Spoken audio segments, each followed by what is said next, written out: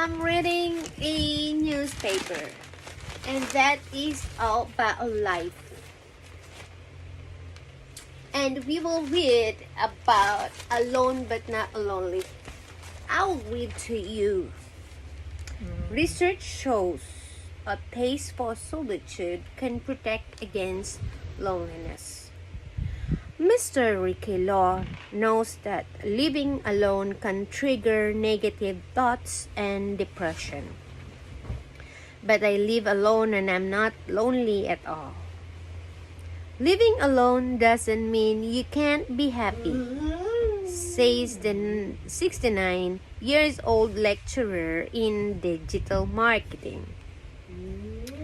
Mr. Low has never married and his longest live-in relationship lasted 7 years.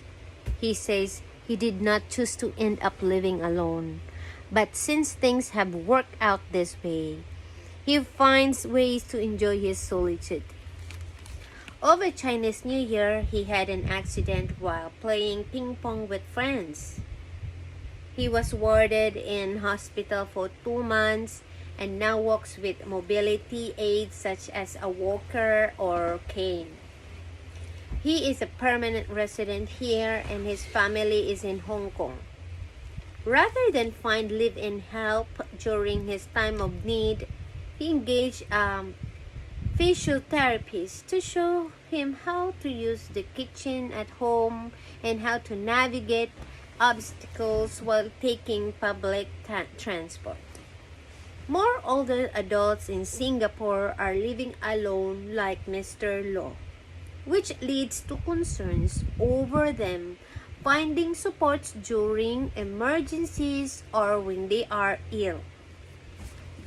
There is also the rest of seniors feeling lonely or becoming socially isolated, which affects physical and mental health.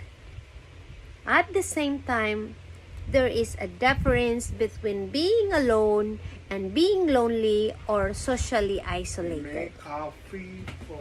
Researchers from Singapore Institute of Technology or SIT recently found that solitude or living alone may not lead to negative health outcomes.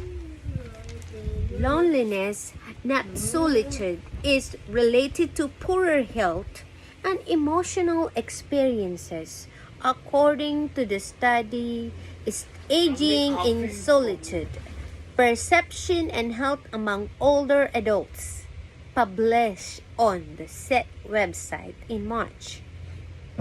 Mr. Law's experience shows how living alone need not be a negative experience.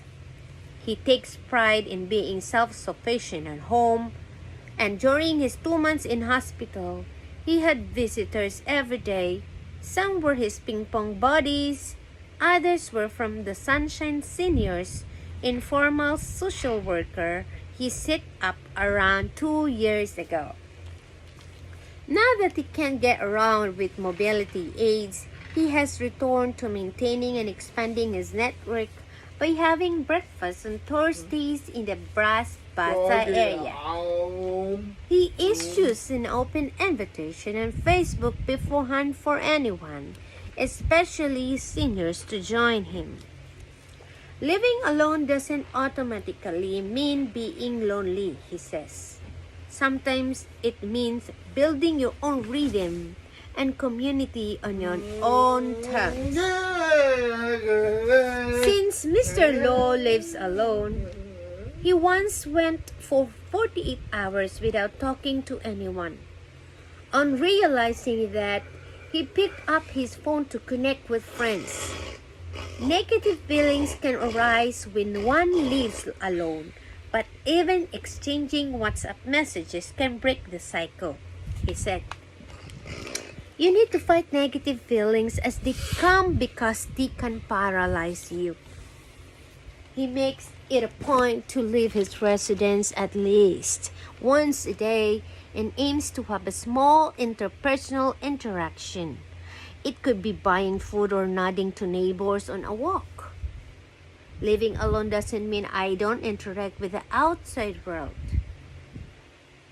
If you have an amiable interaction outside, you will feel good when you come back, even if you're by yourself. That's all for today's video. Thank you for listening to my voice.